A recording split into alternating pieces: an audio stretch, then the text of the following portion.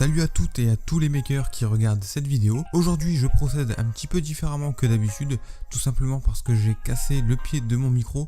Je vais donc profiter de cette vidéo pour le refaire. Et aujourd'hui on s'attaque à l'installation d'un Dual Z sur la machine AlphaWiz U20. Et je vais également installer mon nouveau Fang, ça fait déjà quelques semaines que je vous en parle. Aujourd'hui on s'attaque à ces deux installations. Si tu n'as pas vu la première vidéo, je te mets le lien qui s'affiche directement à l'écran, ou alors ce sera le premier lien qui s'affiche dans la description de la vidéo. Et si tu tombes par hasard sur cette vidéo et que toi-même tu as une AlphaWiz, alors en fait tout simplement le projet consiste à modifier son AlphaWiz U20 pour la transformer vers une AlphaWiz U20 Pro via plusieurs modifications afin de la faire ressembler à l'AlphaWiz U20 Pro. C'est un petit peu comme Dagoma met à jour ces machines via les fichiers 3D qui sont justement mis à jour et qui sont envoyés aux personnes qui ont acheté leur machine.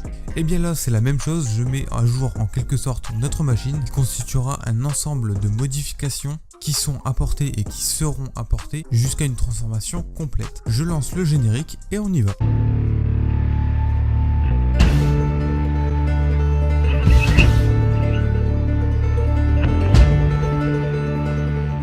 Maintenant nous allons pouvoir commencer le montage de notre double Z et je tiens à remercier Alexandre sur le groupe AlphaWiz U20 qui m'a envoyé ce kit lorsque sa boutique 3D Spare était encore ouverte, et je pense qu'il sera très content d'apprendre que j'ouvre enfin son colis. Dans ce kit double Z on retrouve un sachet avec tout un tas de pièces. On y retrouve donc une pièce qui sert à guider la tige filetée sur la hauteur. Également la pièce principale qui sert à guider la tige filetée sur toute la longueur, toute la hauteur de l'imprimante. Une autre pièce, mais je ne sais pas à quoi elle sert là tout de suite, on verra ça un peu plus tard. Nous avons également 3 poulies, 3 espaceurs, 2 écrous hantés, un petit paquet de vis, une courroie et forcément les 2 tiges qui viendront guider notre axe en Z. Pour le montage, vous n'aurez pas besoin de beaucoup d'outils. Seule la clé plate fera l'affaire ainsi qu'un jeu de clé Allen complet. On va enfin pouvoir débuter le montage. Pour cela, vous allez pouvoir commencer à retirer les 2 vis qui se trouvent ici et ici, ainsi que l'excentrique juste à côté.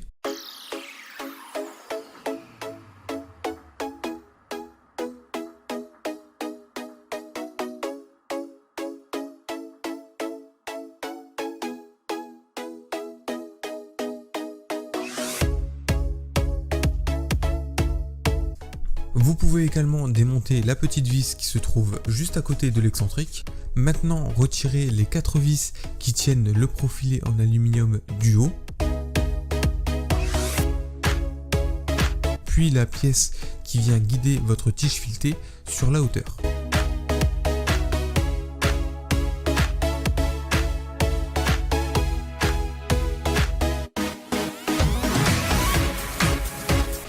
Maintenant, débranchez tous vos câbles afin de ne rien arracher et montez votre axe X jusqu'en haut. Nous allons pouvoir le retirer. Maintenant, vous allez pouvoir retirer la vis sans fin d'origine, donc on n'en aura plus besoin, vous pouvez la mettre de côté. Retirez maintenant la dernière vis qui tient la pièce rouge sur le côté de notre axe, ainsi que l'excentrique.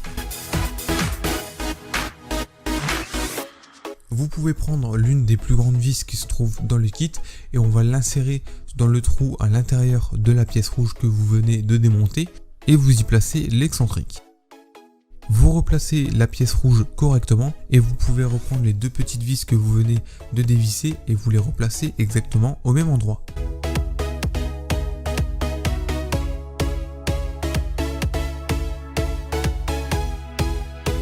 Ensuite, vous allez pouvoir prendre l'une des 2 tiges filetées qui se trouvent dans le kit et l'insérer dans votre coupleur. Et juste après, vous allez pouvoir replacer votre axe X. Faites attention à ne pas trop forcer sur le moteur puisque le moteur envoie du courant vers la carte mère. Vous pouvez à nouveau replacer votre excentrique ainsi que la première roue en nylon et l'espaceur, et vous faites la même chose de l'autre côté. Vous insérez les vis, vous y mettez l'espaceur en premier, j'ai dit vous y mettez l'espaceur en premier, Puis ensuite vous pouvez y mettre les roues. Si vous avez du mal à placer les roues, je vous invite à desserrer l'excentrique de l'autre côté afin de pouvoir avoir plus de facilité à placer vos roues en nylon. Et c'est là la partie qui a été la plus difficile pour moi, c'est de placer la pièce principale qui va venir guider notre tige filetée sur la hauteur. Donc c'était pas très facile, surtout avec la caméra. Revissez le tout correctement. Ensuite, vous pouvez reprendre la pièce rouge qui vient guider votre axe en hauteur et vous la revissez sur le châssis.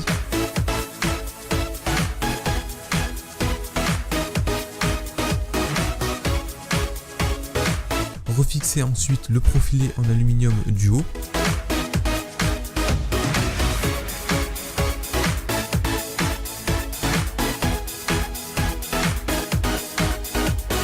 Et maintenant vous allez pouvoir prendre l'une des poulies qui se trouve dans le kit et la fixer sur votre tige filetée. Vous la mettez bien contre votre pièce. Vous pouvez placer à l'opposé la pièce noire avec le roulement qui va venir guider votre axe Z. Vous pouvez y mettre votre tige filetée en faisant attention d'avoir la même hauteur sur celle-ci que sur celle à l'opposé. Et la même chose, vous pouvez prendre la poulie et la glisser contre le roulement. Donc cette fois-ci, vous pouvez la mettre vraiment contre le roulement. Après cela, vous pouvez prendre cette pièce noire, vous y placez la poulie sur le dessus et ensuite vous prenez la vis noire et vous venez visser les deux ensemble. Donc pas trop fort, il faut juste qu'il y ait assez de jeu pour qu'elle puisse tourner librement. Puis vous pouvez prendre les deux dernières vis en M3 avec les écrous en T M3 qui vont avec. Donc cette pièce là vient se placer sur le profilé en aluminium du haut, sur le milieu. Et vous pouvez enfin installer votre courroie GT2.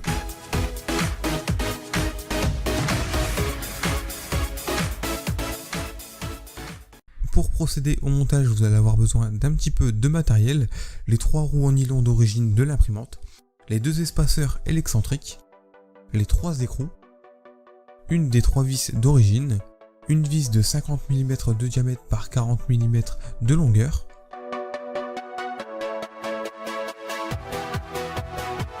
deux écrous M5, une clé Allen, un tournevis plat, la pièce imprimée en 3D qui va permettre de déplacer notre axe en X, deux vis de diamètre 3 mm par 35 mm trouvables chez Leroy Merlin,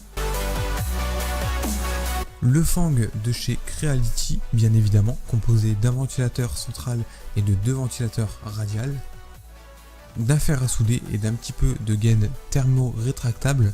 Je vous mets bien sûr les liens en description de la vidéo, d'un petit peu de câbles qui vont permettre de rallonger les câbles des ventilateurs d'origine et un outil portatif de type Dremel acheté chez Action. Vous allez pouvoir commencer à démonter votre fang qui se trouve sur l'imprimante. On peut d'ailleurs remarquer sur le mien donc la saleté qui se trouve sur les ventilateurs, qui est causée par la laque que j'utilise et qui crée des dépôts sur les ventilateurs et dans le conduit. Vous pouvez également remarquer à l'arrière les attaches qui sont cassées, c'est pour cela d'ailleurs que j'ai voulu changer de fang.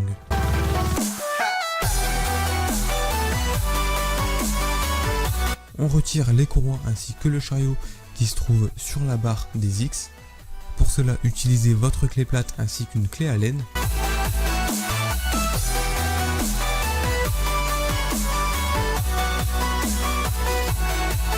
Vous pouvez prendre votre Dremel ainsi qu'un forêt qui va permettre de faire les trous sur le fang Creality. En effet, les trous sur le fang de chez Creality de base sont des trous de 3 mm. Nous, ce qu'on veut, c'est avoir des trous de 5 mm de diamètre.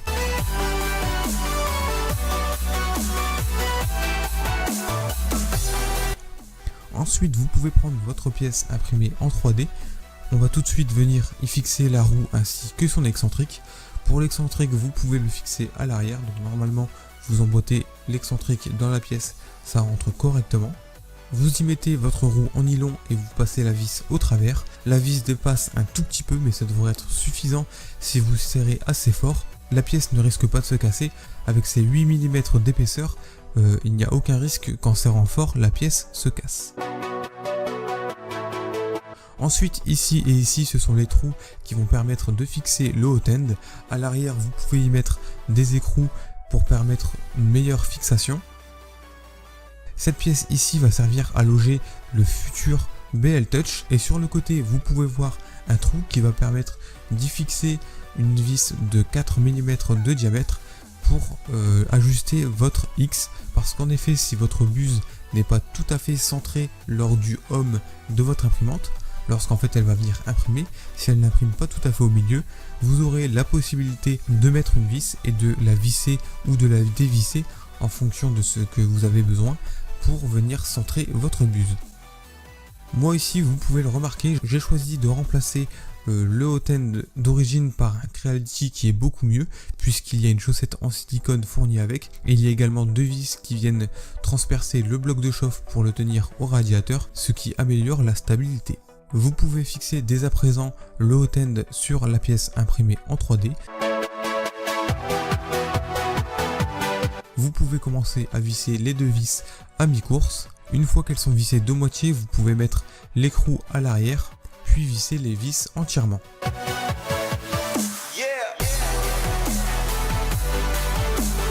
Après cela, vous pouvez prendre le fang de chez Creality. Faites bien attention à ce que les trous que vous avez percés puissent faire passer une vis de diamètre 5 mm.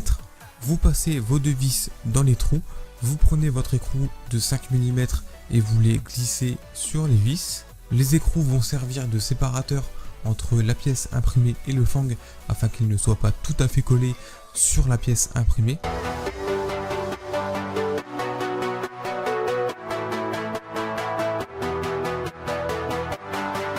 Une fois le tout correctement vissé, vous pouvez commencer par placer vos espaceurs et à placer le tout sur la barre des X.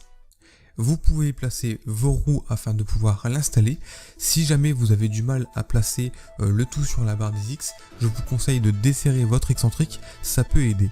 Vous pouvez placer maintenant vos écrous et serrer le tout.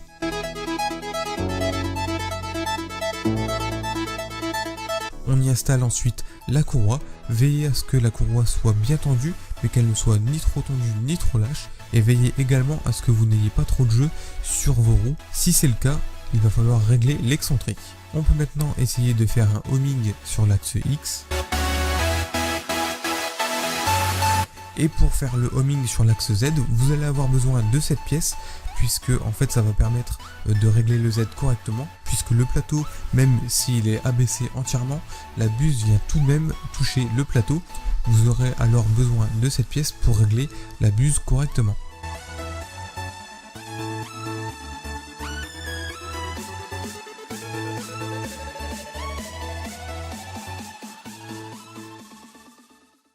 Je vous remercie d'avoir regardé la vidéo. Si vous avez des questions ou autre chose à me demander, n'hésitez pas, la partie commentaires est faite pour ça.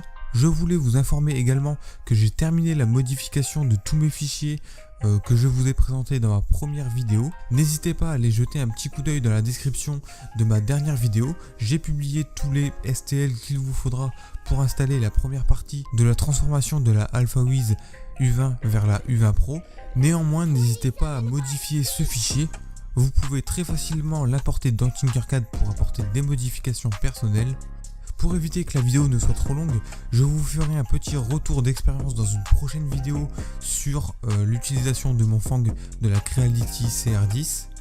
D'ailleurs, juste après la publication de cette vidéo, vous allez trouver une autre vidéo qui sera en fait uniquement l'installation du Dual Z, mais cette vidéo aura un autre titre, tout simplement parce que les personnes qui ont une Creality ou une Tevo, etc. ne voudront peut-être pas regarder cette vidéo entièrement pour juste l'installation d'un double Z. Donc je me suis dit que j'allais publier dans la foulée une deuxième vidéo qui concernera uniquement l'installation du double Z pour que toutes les personnes ayant une autre machine que l'AlphaWiz puissent avoir un tutoriel uniquement sur le montage du Dual Z. Et concernant mon retour d'expérience sur le fang de la Creality CRX, ne vous inquiétez pas, je vous ferai ça vraiment très rapidement. Je ne l'avais pas forcément prévu, mais ça sortira assez vite. N'oubliez pas de laisser un like sur la vidéo si celle-ci vous a plu. Tu peux également commenter et partager la vidéo comme d'habitude. Et surtout, si mes vidéos te plaisent jusqu'à présent et que tu n'es pas encore abonné, je t'invite à t'abonner, c'est très important pour moi pour me motiver à créer du contenu. Sur ce, je vous laisse avec quelques images des prints que j'ai pu imprimer avec le montage du double Z et du Fang de la Creality. Et on se retrouve pour une prochaine vidéo. Allez, salut!